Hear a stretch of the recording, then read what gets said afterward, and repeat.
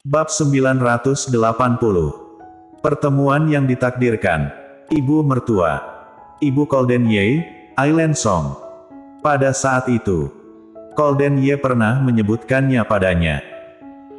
Ketika Colden Ye memiliki dendam dengan Davin Ye pada saat itu, setelah mendengarkan apa yang dikatakan Colden Ye, dia hanya merasa bahwa ibu mertuanya yang belum pernah ia temui memiliki temperamen yang kuat.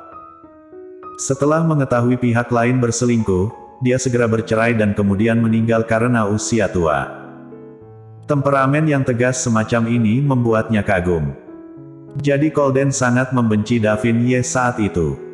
Hanya saja, ini sudah menyimpang, tapi ini sebenarnya hanya pemikiranku, tidak ada seandainya di dunia ini. Jika ada begitu banyak asumsi, maka banyak orang tidak akan mati dan hal-hal tidak akan berkembang seperti sekarang. Tidak peduli bagaimanapun, sudah begitu baik bagi semua orang untuk berkumpul di sini hari ini. Ani Song menyeka air mata lagi dan berbisik, segala sesuatu di dunia sudah ditakdirkan, aku dan kakak ditakdirkan untuk melarikan diri dari rumah dan kakakku juga ditakdirkan untuk bertemu dengan pria yang tidak setia. Colden ditakdirkan untuk dibawa kembali oleh keluarga Ye kemudian ditakdirkan untuk bertemu denganmu. Audrey Han tidak bisa berkata-kata. Semuanya adalah sebab dan akibat.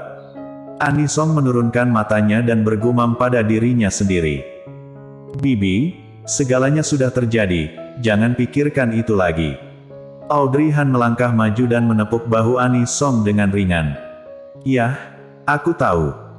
Ani Song mencuci wajahnya di depan wastafel lalu terkekeh. Aku sudah tidak apa-apa sekarang, ayo kembali. Bibi, kebetulan aku di sini untuk memberitahumu sesuatu. Ada apa? Audrey Han menatapnya dan ragu-ragu sejenak kemudian mengatakan apa yang telah dia putuskan dengan Colden Ye.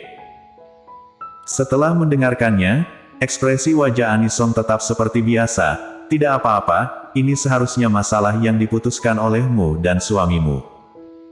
Audrey Han sedikit terkejut, tidak disangka Ani Song akan menerimanya begitu cepat. Bibi, apakah kamu khawatir orang tua itu tidak setuju?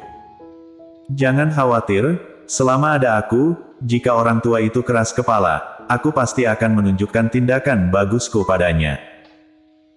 Setelah itu, Ani Song juga membuat gerakan pemukulan, kecuali dia tidak mau menginginkanku sebagai putrinya lagi, kalau tidak aku masih bisa membantu kalian membuat keputusan. Sebenarnya, aku takut kakek tidak akan bahagia, lagi pula, dia juga sudah sangat tua sekarang. Sebenarnya, ada cara yang bagus. Cara apa? Matanya sekarang penuh dengan cucunya yang berharga. Jika kamu mau, kamu bisa meninggalkan Glenn di sisinya. Tidak bisa. Audrey Han segera menggelengkan kepalanya dengan tegas, tidak. Dia tidak bisa menggunakan Glenn untuk tinggal di sini demi dirinya sendiri, ini akan merampas kebebasan seorang anak. Dia tidak bisa melakukannya.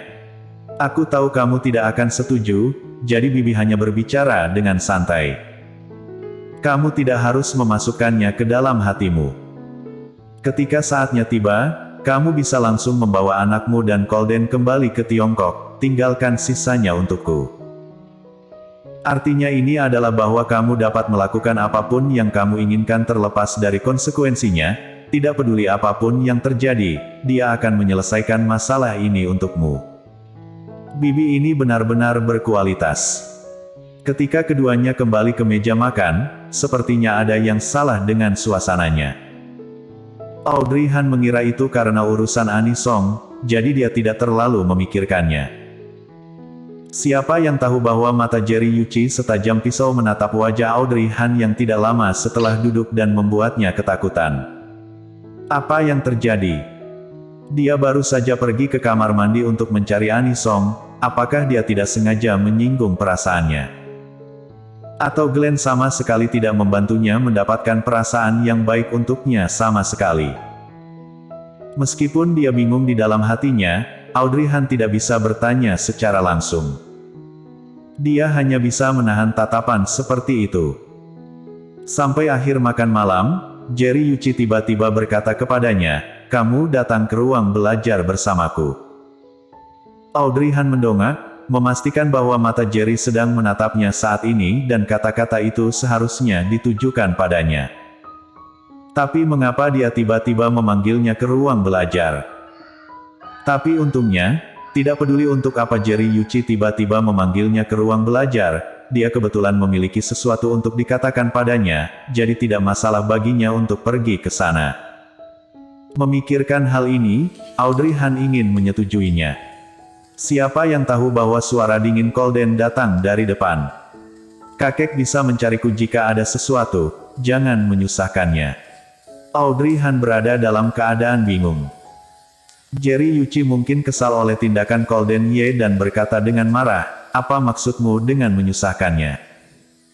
Jika aku memanggilnya ke ruang belajar untuk mengatakan beberapa patah kata, apakah itu juga termasuk menyusahkan? Kakek tahu kamu suka dia. Tapi kamu juga tidak perlu begitu terpukau. Colden Ye memandang dengan acuh tak acuh, kakek, aku baru saja mengatakannya dengan sangat jelas. Kamu memanggilnya ke ruang belajar untuk mengucapkan beberapa patah kata, tetapi siapapun tahu kamu akan menyusahkannya. Kamu. Jerry Yuichi gemetar karena marah dan tidak bisa berbicara. Pada saat ini, Audrey Han menjabat tangan Colden Ye, lalu berdiri di depannya untuk menghalangi dia dan berbisik, kakek, biarkan aku pergi ke ruang belajar bersama kakek. Colden Ye mengerutkan kening dan menggenggam pergelangan tangannya. Audrey Han meremas telapak tangannya lalu memberi isyarat padanya untuk melepaskan dan berbisik, tidak apa-apa, hanya mengatakan beberapa patah kata. Aku juga tidak akan dipukuli, kenapa kamu gugup? Ia juga, hanya mengucapkan beberapa kata. Tetapi bahkan dengan beberapa kata, Colden Ye khawatir kakeknya akan mengatakan hal-hal buruk untuk menyakiti hati Audrey, jadi dia ingin melindunginya daripada membiarkannya pergi. Karena di saat Audrey pergi ke kamar mandi barusan, Audrey tidak tahu apa yang terjadi di sini, jadi dia hanya bisa berkata, ketika kamu pergi menemui Bibi, aku memberitahu kakek bahwa kami akan kembali ke China. Mendengar itu, Audrey Han sedikit terkejut. Dia masih bertanya-tanya kenapa Jerry Yuichi melihatnya dengan tatapan begitu tajam, ternyata Colden Ye sudah menceritakan semuanya. Pantasan. Oke, aku sudah tahu. Audrey Han mengangguk dan tidak marah, lalu menepuk tangan Colden Ye dengan nyaman, aku akan masuk sebentar. Jika kamu khawatir, kamu bisa berdiri di pintu dan menungguku untuk keluar. Setelah Audrey Han mengikuti Jerry Yuichi ke ruang kerja, Colden Ye mendengarkannya dan berdiri di dekat pintu dengan ekspresi serius di wajahnya. Anisong, yang tidak jauh, melihat pemandangan ini dan tidak bisa menahan diri untuk membungkuk dan berkata pada Glenn, Glenn, apa menurutmu ayahmu terlihat seperti anjing pesek yang patuh? Glenn dan Audrey Han yang berekspresi tenang di samping tidak bisa berkata-kata. Setelah mendengar ini, sudut bibir Audrey berkedut dan kemudian melirik Anisong. Apakah orang ini masih bibi kandung Colden Ye? Adakah bibi sendiri yang tidak mendukung keponakan sendiri seperti ini? Jika tidak melihatnya dengan mata kepala sendiri, itu benar-benar sulit dipercaya. Glenn mengedipkan matanya dan berkata dengan ekspresi naif, Nenek, dia tampaknya mirip juga ya. Audrey Han melirik Glenn lagi. Iya, tidak cukup memiliki bibi yang tidak mendukung, bahkan putranya juga sama. Sebagai kakak Audrey Han menganggap itu bukan apa-apa. Tapi sebagai seorang pria, Audrey Han merasa kasihan pada Colden. Bersambung.